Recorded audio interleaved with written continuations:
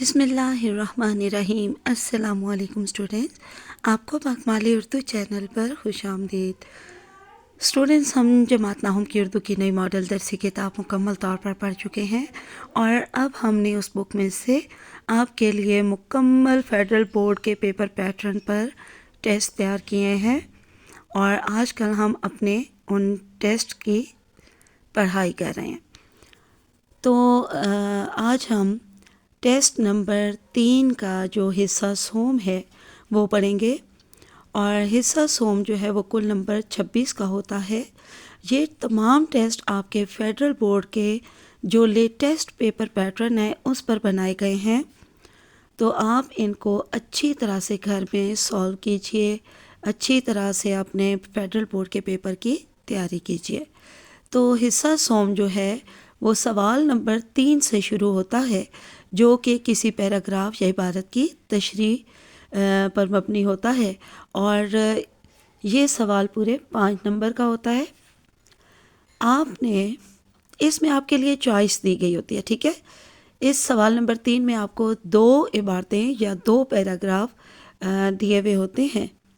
آپ نے ان دونوں کو پہلے ایک بار پڑھ لینا ہوتا ہے، اور ایک بار پڑھنے میں ہی آپ کو اندازہ ہو جائے گا کہ ان دونوں میں سے کون سا آپ کو زیادہ آسان لگ رہا ہے، اور کس کے آپ کو جو ہے تمام مشکل الفاظ کے معنی بھی آتے ہیں، اور یہ بھی اچھے سے پتہ ہے کہ یہ درسی کتاب کے سبق میں کس جگہ پر ہے پیراگراف، اور یہ کس حوالے سے یہ دیا گیا ہے، اس سے پہلے کا بعد کا سارا حوالہ، اور پورے سبق کا خلاصہ آپ کے ذہن میں آ جائے، تو پھر آپ نے اس پیراگراف کی تشریح کرنی ہے۔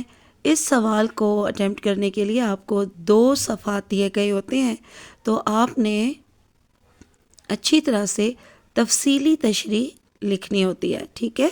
پورے 2 صفحات کی کرنے کی کوشش کریں، اور اگر اتنی تفصیلی اور اتنی طویل نہ لکھ پائیں تب بھی کم سے کم بھی 1.5 صفحے کی تشریح آپ نے ضرور لکھنی ہے، ٹھیک ہے۔ اور ہر ممکن کوشش کیا کریں کہ اس تشریح میں بھی، یعنی کہ یہ جو پیراگراف کی تشریح ہے، اس میں بھی کوئی متعلقہ یعنی کہ مماثل اشعار آپ کو اگر آتے ہوں تو وہ آپ ضرور لکھ دیا کریں، یا کوئی اور جو ہے ریلیونٹ حوالہ جات وغیرہ جو بھی آپ کے ذہن میں آئے تو وہ آپ تشریح میں ضرور لکھا کریں، ٹھیک ہے۔ تو یہاں پر ہمارے پاس 2 عبارتیں ہیں، یعنی کہ 2 پیراگراف، اور یہ دونوں سبق نمبر 4 آرام و سکون میں سے لیے گئے ہیں۔ اب ہم آگے دیکھتے ہیں، ہمارے پاس سوال نمبر 4 ہے۔ حصہ سوم کا سوال نمبر 4 جو ہے وہ نظمیہ جز پر مبنی ہوگا، اور اس میں 2 نظمیہ جز ہوں گے، اور وہ دونوں جز جو ہیں الف اور بے کے ساتھ جو ہے وہ آپ کو دیے جائیں گے، تو ان میں سے بھی آپ نے کسی ایک نظمیہ جز کی تشریح کرنی ہوگی، اور یہ دونوں جز جو ہیں وہ 3 اشعار پر مبنی ہوں گے، ٹھیک ہے۔ تو تینوں اشعار پر آپ نے جو ہے وہ تشریح لکھنی ہے طوالت کے ساتھ۔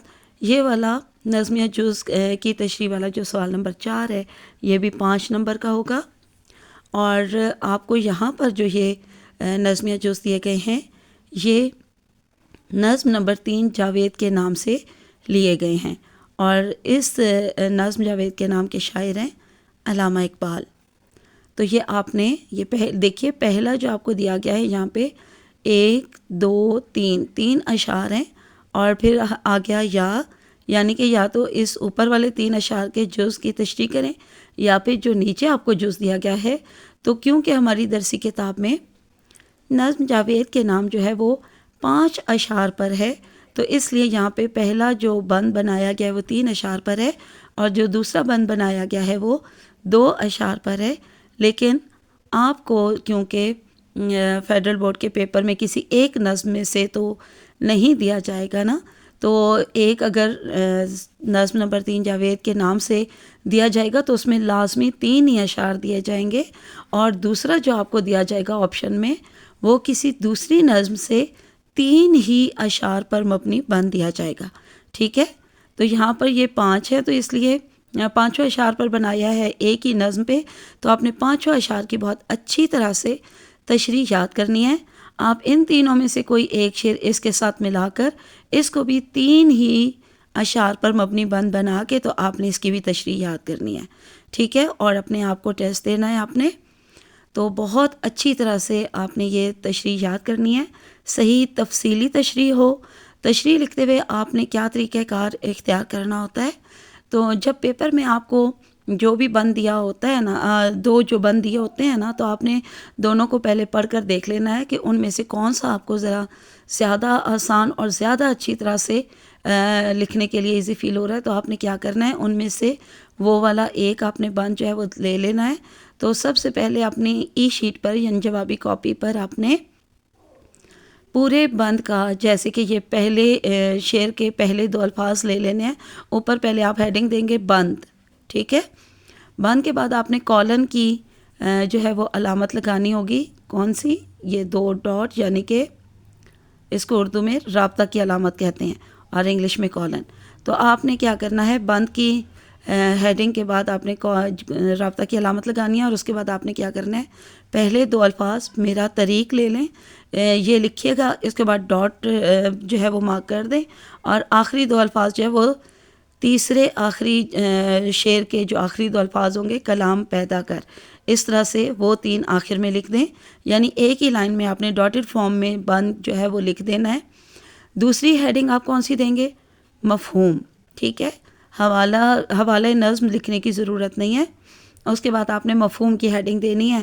مفہوم میں آپ نے تینوں اشعار کا جو ہے وہ اکٹھے کر کے سادہ اردو نثر میں سادہ ترین الفاظ میں آپ نے بتا دینا ہے اپنے الفاظ میں کہ اس شعر کا مفہوم، ان تینوں اشعار کا جو ہے وہ مفہوم کیا ہے، ٹھیک ہے.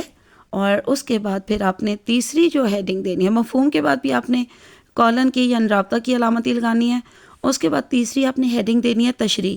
تو تشریح کے بعد البتہ آپ نے کون سی علامت لگانی ہے؟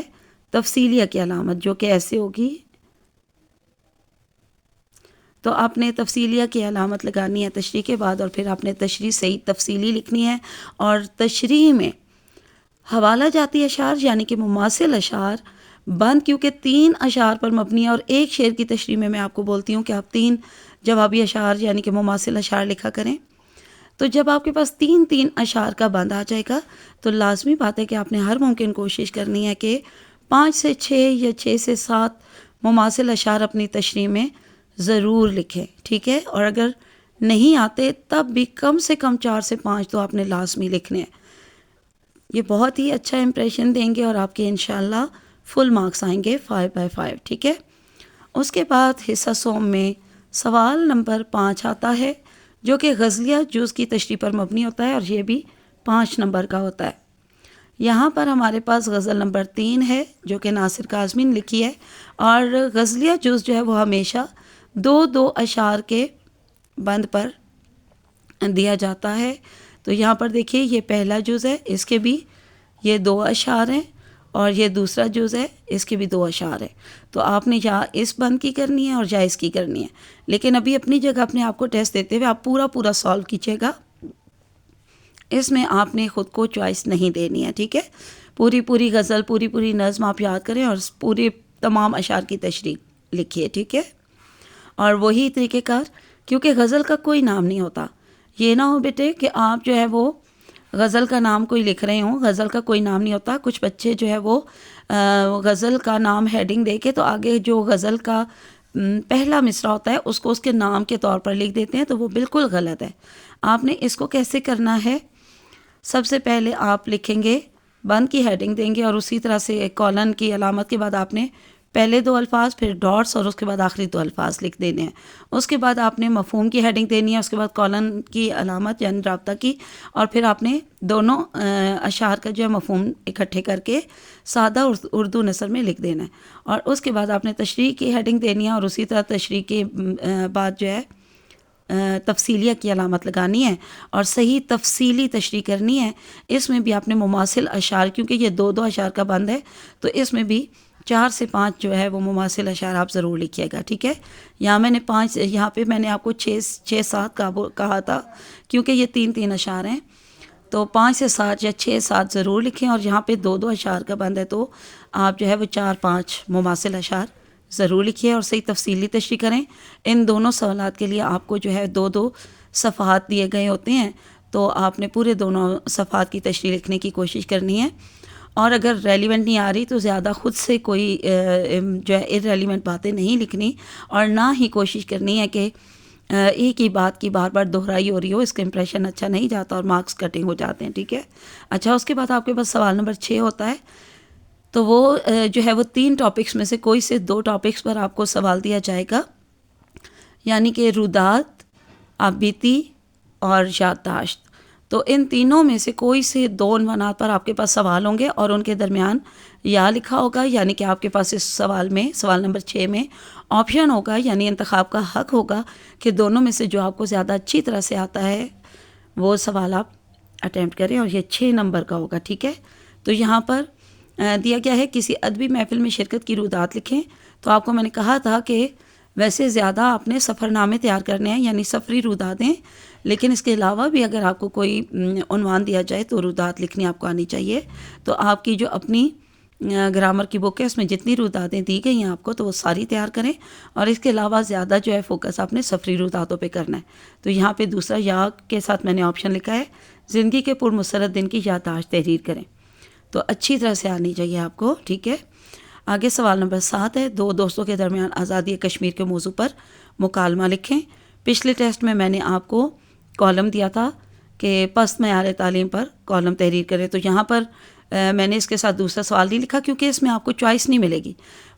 پہلے جو ٹیسٹ نمبر 2 ہے اس میں بھی میں نے جو مکالمہ تھا میں نے آپ کو کہا تھا وہ بھی لازمی یاد ضرور کرنا ہے آپ نے. تو اس کو میں نے بریکٹ میں کر دیا تھا اور ساتھ میں نے آپ کو کالم لکھ دیا تھا کہ آپ کالم جو ہے وہ لکھیں.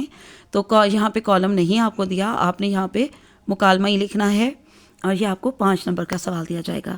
تو چلیے آج کے لیے اتنا کافی ہے. بہت اچھی طرح سے تیاری کیجیے. انشاءاللہ بورڈ کے پیپر میں آپ نے پھر بہت اچھے نمبر لینے ہیں. ٹھیک ہے. اللہ حافظ. ان فی امان اللہ.